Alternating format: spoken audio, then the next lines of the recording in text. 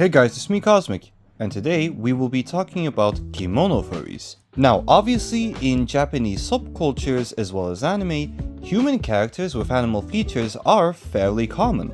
However, most of the time, they are not considered kemono or furry for that matter. So what even is the criteria for identifying a kemono? Well, most of the time, it includes a muzzle on the face and more anthro-animal features than a classic human features, making them less connected to your average human, which is a crucial factor that helps separate kemono from non-kemono. Now, a pretty cool aspect of kemono culture is that it's actually been around for centuries technically, similar to furries. The phrase kemono translates to beastman. Now obviously, our current modern day kimonos are very different from the ancient version. The ancient version would have more in common with, say, yokais and so on.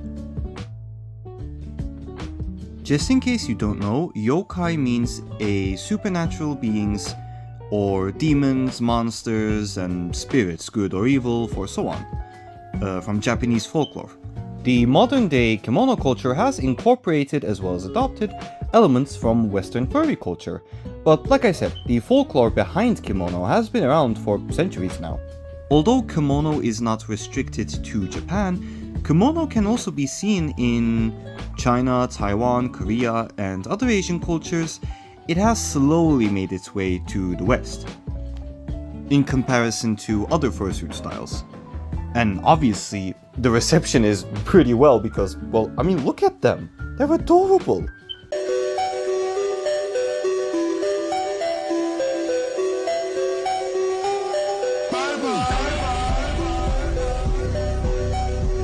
How can you not love this? Regardless of whether you're from the West or the East, you would just love this thing, it's so cute!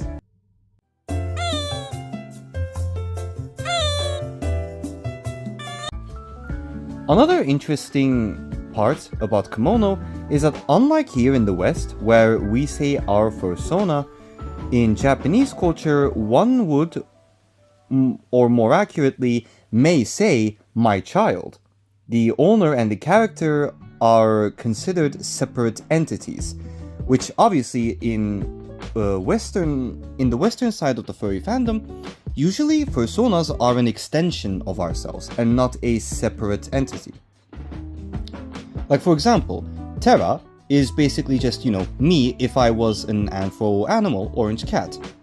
Everything about him is the exact same thing as me in real life. His personality, his likes, his dislikes, and so on. Atom is a bit more of a fantasized version of myself, something that I would like to be.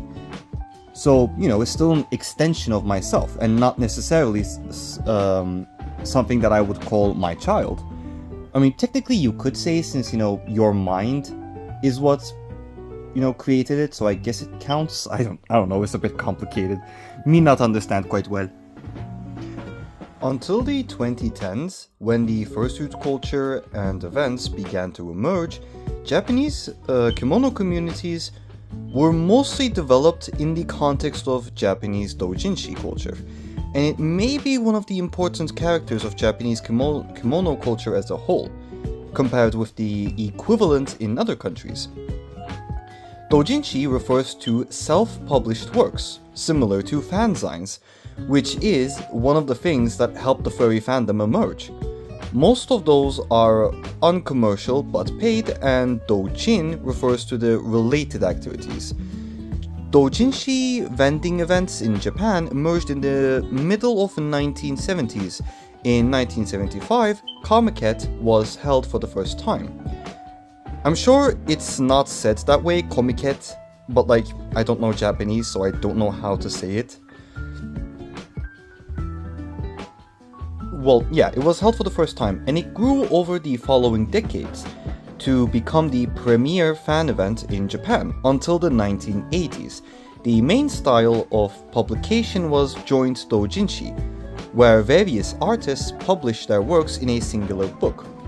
Basically, think of it as like a YouTube collaboration video, but in the form of literature. Because self-publication demanded great expenses, Even as the cost of publishing began to decline and it became much more affordable, and the increase of doujinshis by a single artist, many kemono genre doujinshis are still produced collaboratively. Which is pretty great to see, you know. A bunch of furries coming together to make something nice, that's always nice to see. And heartwarming. Already in the late 1980s, there were fanzines equivalent to today's kimono doujinshi, like those of Sherlock Hound, 1984, and Gene Diver, 1994. However, doujinshi featuring anthropomorphic characters seems to have only emerged en masse in the first half of 1990s. Now that we've had a general discussion about kemono furries and what the kemono culture is and so on, let's talk about the fursuit as well as the art. Now, kimono fursuits, if it wasn't obvious enough already, they are my favorite style. I do like kimono the most, mainly because of the eyes, because big eyes just immediately get my attention the quickest. They look very cute and awesome, and I like cute stuff, so there you go. I mean, seriously, look at this stuff. Oh, it's so cute. I love the eyes, the little tongue, the paws. It's absolutely gorgeous. I love it. Ooh, this one over here is also very cute, very adorable.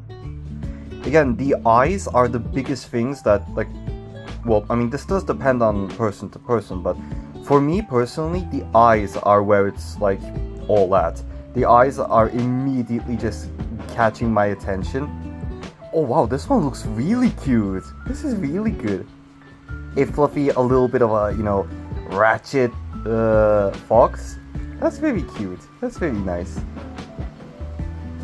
Now, although Atom is a fursuit in kimono style, a kimono wolf to be specific, later on, Terra is also going to get a fursuit of his own. Obviously, it's going to take a bit because I just purchased Atom.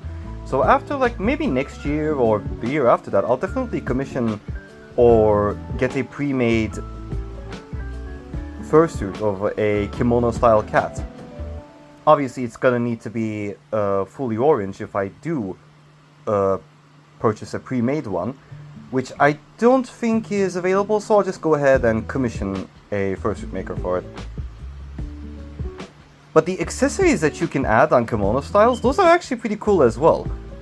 Like the extra pair of ears, horns, the eyelids, which I should work on getting my hands on some eyelids for Atom actually, now that I think about it. It would be pretty useful for videos like this as well, where you could, like, emulate emotions and such.